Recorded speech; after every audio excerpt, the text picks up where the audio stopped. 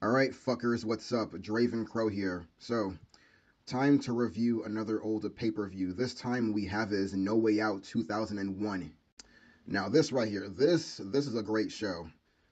It's a real shame that this pay-per-view was never released on DVD because at the time DVDs were still like relatively new. So, any filler pay-per-view from the WWF in 2001 was released straight to video, aka VHS. And the only shows that were released on DVD were the big four pay per views, such as the Royal Rumble, WrestleMania 17, SummerSlam, and Survivor Series 2001, and all of which I own. So I actually own this on VHS, even though I no longer have a VCR anymore.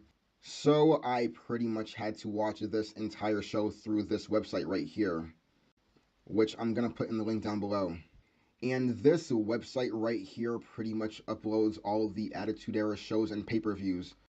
Because I refuse to subscribe to the WWE network because I'm not going to support this shitty company. But yeah, this was a great show and easily a must-watch pay-per-view for any wrestling fan. Like, you had the Big Show versus Raven for the Hardcore Championship, and this match was insanely fun to watch. Like, you had guys like Crash Holly dressing up as a cameraman trying to win the Hardcore title. Then you had Billy Gunn, Steve Blackman, and Hardcore Holly running in there also. And it was a hell of a lot of fun to watch. Like, man, the Hardcore division around this time was just awesome. But yeah, the Big Show wins in a very dominant manner. Then we move on to a really good Fatal 4-Way match for the Intercontinental Championship. So we have Chris Jericho defending his Intercontinental Championship against Chris Benoit, Eddie Guerrero, and X-Pac. With these four names alone, you know it's gonna be an awesome match. I mean, would you expect any less? Like, all four of them did a great job in this match, and it was what it was. Chris Jericho wins and defends his title, then we move on to a surprisingly good match. At least for me. So we have Stephanie McMahon versus Trish Stratus. So the whole build behind this match was that Stephanie McMahon didn't like the fact that Trish Stratus was supposedly having an affair with her father. Thus, it led to a lot of catfights between these two, and that's pretty much what led to this match right here. And it was actually better than I thought it would be. Not a great match from a technical standpoint, but it was a pretty entertaining match for what it was. Especially from two chicks who had a very little in-ring experience around this time. So yeah, Stephanie McMahon wins due to an interference from William Regal, and we move on to the best match on this show. So we have a Triple H versus Stone Cold Steve Austin in a 3 Stages of Hell match, which at that time was just a 2 out of 3 falls match, but I'm just gonna call it a 3 Stages of Hell match. Now, at that time, this was the match I was looking forward to the most as a little kid. Mainly because Stone Cold Steve Austin and Triple H had more story and heat behind it. To me, I kind of felt this match should have main evented the show. But anyways, this match had a lot of build-up and story behind it. I mean, this rivalry goes way back to November when Triple H was revealed to being the mastermind of Stone Cold Steve Austin getting ran over. And then it led to Stone Cold Steve Austin trying to kill Triple H by dropping him from a forklift. Then, for some reason, Triple H wasn't dead and recovered very quickly from what looked like something that could have killed him. I mean, it made no sense, but whatever. Then it led to Triple H returning twice to fuck with Austin, the first time being dropped from the forklift, and the second time from the injury of the Armageddon Hell in a Cell match. Then it pretty much led Austin to getting his revenge by costing Triple H the WWF title at the Royal Rumble. Then Triple H gets him back by attacking Austin when he's about to make his entry into the Rumble, which nearly costed Austin the match. And then we have this build-up where Austin and Triple H can't touch each other until their match at No Way Out. And these two had a pretty damn good build-up. Yeah, Austin and Triple H didn't touch each other until their match right here. And it was fucking entertaining as hell.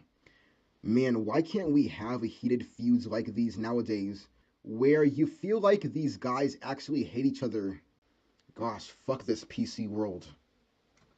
But anywho, this match right here was fucking great. Like, Austin and Triple H just go out there and put on one hell of a match. Like, it was brutal, it was violent, and it was pretty much everything it should have been. So, Stone Cold gets the first fall, which was a normal match. Then Triple H gets the second fall, which I believe was a street fight. And Triple H wins the third fall by accidentally falling on Austin after they both nailed each other with the sledgehammer and a barbed wire 2x4. And it was kind of a dumb ending, but I guess they did it to protect Austin by not making it seem like he lost too clean. But yeah, this was a great match, and I believe this match was the match of the year for the WWF. But yeah, this was the end of the rivalry, and I would have loved this a bit more had the WWF not turned Austin heel at WrestleMania 17 and align him with a Triple H as the two-man power trip, which was a dumb pairing. Ugh. But I'll save that for another video. But anyways, great match. Then we have Steven Richards versus Jerry the King Lawler. And this match was pretty much all about Kat because she wanted to get naked. But the right to censor wouldn't allow that to happen. Thus, it led to Jerry Lawler fighting the right for Kat to express herself the way she wants to. Now, the right to censor to me was kind of an underrated faction. Not many people really talk about them, but I kinda liked the right to censor because they were great heels. They pretty much represented everything that the Attitude Era was against, and that was trying to censor what they enjoyed. And I must say, it's a pretty ingenious faction. Now, the only thing I didn't like about this faction was them killing the two most over mid-card characters in Val Venus and The Godfather. But that was pretty much it, really. And it's actually kinda scary when you think about it, because even though the right to censor disbanded a little later after this show, they pretty much achieved their goal because everything in WWE now is censored. Yikes. But the match itself was shit. Steven Richards wins after the Cat accidentally hits Jerry Lawler with the Women's Championship. And now the Cat is pretty much forced to join the right to censor, because that was the stipulation for the match if Steven Richards won. Whatever. Then we have a triple threat tables tag team match. We have the Brothers of Destruction in The Undertaker and Kane taking on the team of Edge and Christian and the Dudley Boys for the WWF Tag Team Championships. It does kind of bother me that the Hardy Boys weren't a part of this show, but it was what it was. So the Dudley Boys retain their tag team titles after Rikishi and Haku interfere. But anyways, great fucking match. Then we get to our main event. We have The Rock taking on Kurt Angle for the WWF title. Winner of this match faces off against Stone Cold Steve Austin at WrestleMania 17. Now, I have to say, Kurt Angle was a pretty good heel champion around this time, and the build-up behind this match was pretty good. But yeah, this match was a fucking good match. Aside from the botched ending, this was still a great main event with great commentary from Jim Ross and Jerry Lawler. So The Rock wins and will be facing off against Stone Cold Steve Austin for the title. Overall, this was a great show. Like, easily for me, one of the best Attitude Era pay-per-views of all time. And like I said, this is a must-watch show for any wrestling fan.